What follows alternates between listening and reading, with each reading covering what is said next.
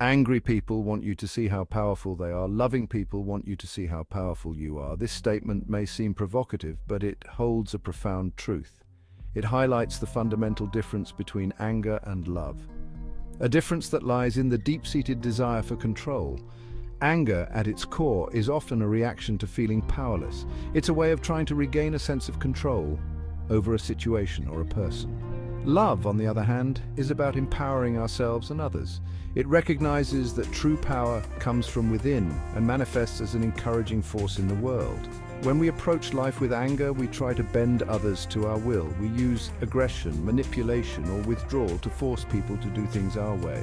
But this pursuit of control is ultimately an illusion. It stems from a place of fear and insecurity. We lash out because we feel small and afraid, hoping to make ourselves feel big, powerful. But this kind of power is fleeting and destructive. It creates distance, resentment, and pain in our relationships. Anger is often called a secondary emotion because it usually masks other, more vulnerable feelings underneath, such as sadness, hurt, or fear. When we experience a perceived threat or injustice, our natural instinct is to protect ourselves. For some, that protection mechanism manifests as anger. It's a way of armoring ourselves, of putting up a wall to prevent further hurt. We raise our voices, clench our fists, and build emotional fortresses around our hearts. We believe that by appearing strong and intimidating, we can keep pain, disappointment, and vulnerability at bay. But this anger, while seemingly powerful, comes at a cost. It keeps us trapped in a cycle of reactivity, preventing us from addressing the root causes of our pain.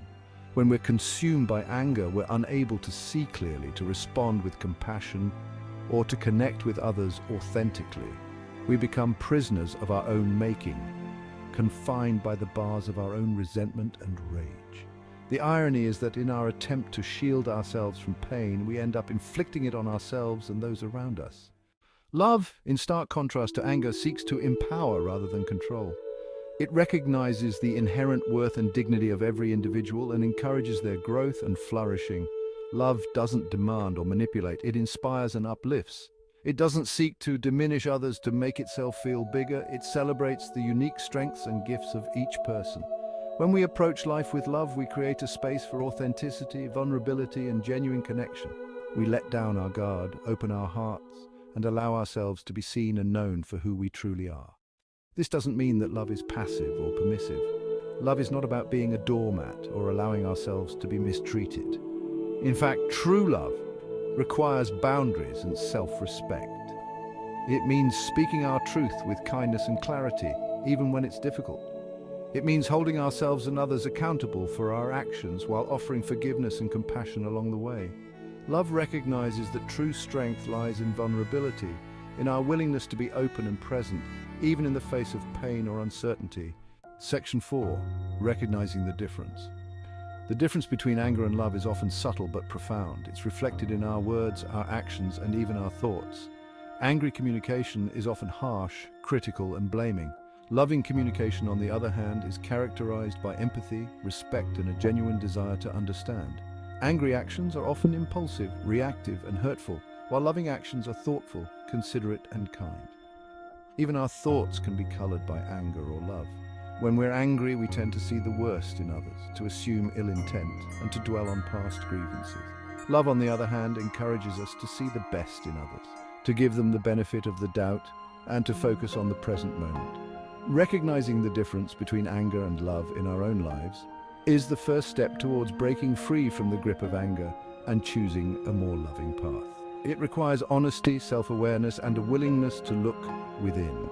It means paying attention to how we feel, how we react, and how our words and actions impact others.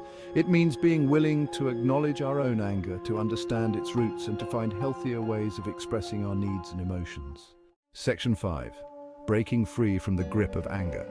Breaking free from the grip of anger is a journey, not a destination. It's a process of unlearning old patterns, challenging ingrained beliefs, and cultivating new ways of being in the world. It requires patience, compassion, and a willingness to stumble and rise again. One of the most powerful things we can do to break free from anger is to cultivate self-awareness. This means paying attention to our triggers, understanding the situations or people that tend to evoke anger in us. It also means noticing the physical sensations we experience when we're angry, such as a racing heart, clenched fists, or shallow breathing. Once we're aware of our anger, we can begin to develop healthier coping mechanisms. This might involve practicing mindfulness, engaging in regular exercise, or finding creative outlets for our emotions. It might also mean seeking professional help to address any underlying issues that may be contributing to our anger, such as trauma, anxiety, or depression. The key is to find what works for us and to be patient with ourselves as we navigate the ups and downs of this process. Section 6. Choosing love, choosing freedom. Choosing love over anger is a radical act of courage. It's a decision to step out of the cycle of reactivity and into the unknown territory of vulnerability and compassion.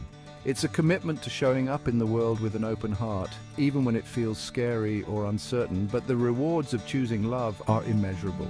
When we choose love, we choose freedom.